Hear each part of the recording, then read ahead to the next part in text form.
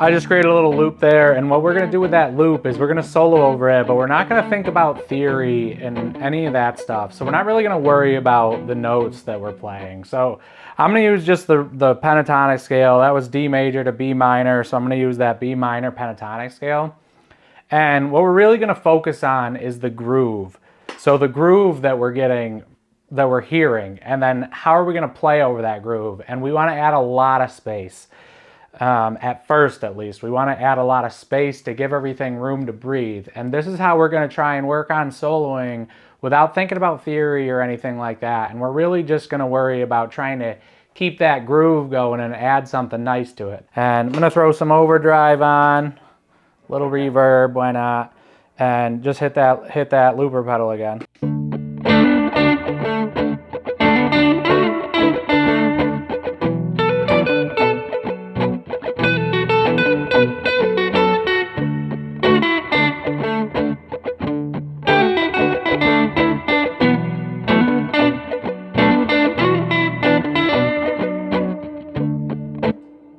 So see, I'm adding space in between my licks, and I like the first lick, so I did it again. It was just something like, and then I did something off of that.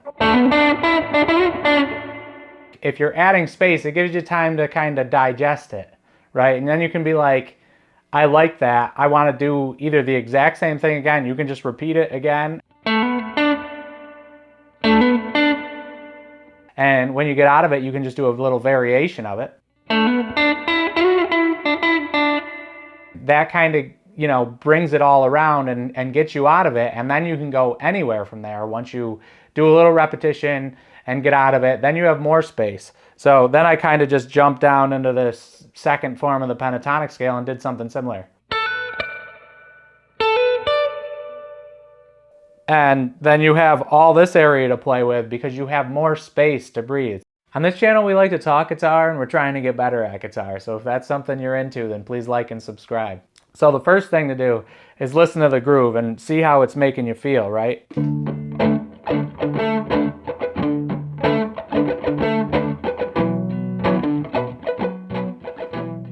So that's giving you some feeling, right? You kind of got that little driving, chugging groove to it, right? And then whatever that makes you want to do.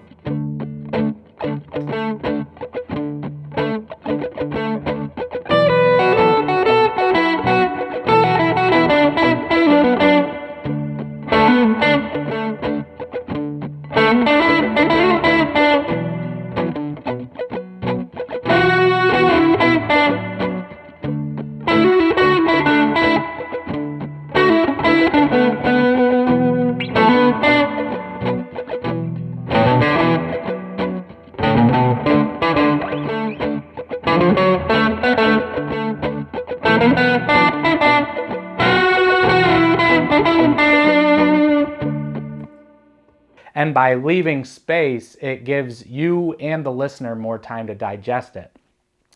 So you can play just in a scale and just worry about the groove and worry about the space and worry about your little phrases, and it's gonna sound good. Almost no matter what you play, it's gonna sound good. If you play a wrong note, then you can do that again, and it's gonna and you can make that wrong note sound right. It's how the great musicians cover it up, right? They play a note that's out of the key by accident, like finger slips or whatever, and then they're gonna add that note in again. So it's back to the repetition thing I was telling you. If you do one thing and you like how it sounds, then do it again. Well, if you do one thing and you don't like how it sounds, or it sounds wrong, if you run away from that, then the audience is gonna realize you made a mistake. And I'm gonna try and do an example of what I'm talking about.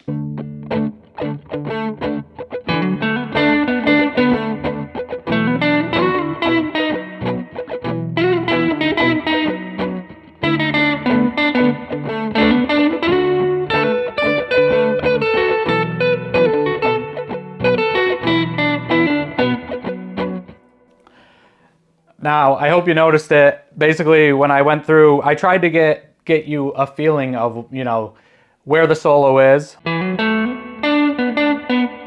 And then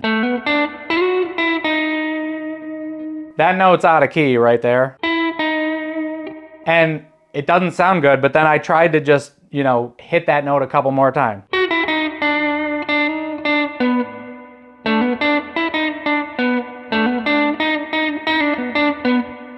So one tip, you know, if you hit the wrong note, then don't try and run and hide from it. Try and add it as a passing tone the next time. So, you know, maybe you don't want to land on it and really focus on it, but maybe you just... Because then it just kind of gives it like, okay, I heard it once, it sounded wrong, added it again, maybe it wasn't wrong, right? Maybe it's just something he was trying to do, and that's going to help too. But basically, the main thing here is just focus on the groove, add space, and you're going to be able to come up with some cool ideas.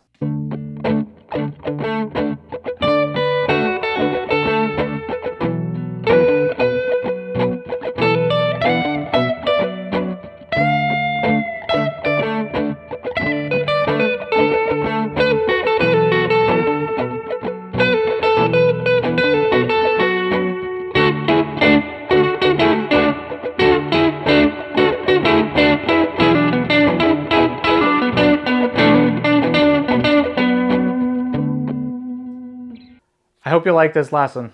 Thanks for watching. I'll talk to you soon.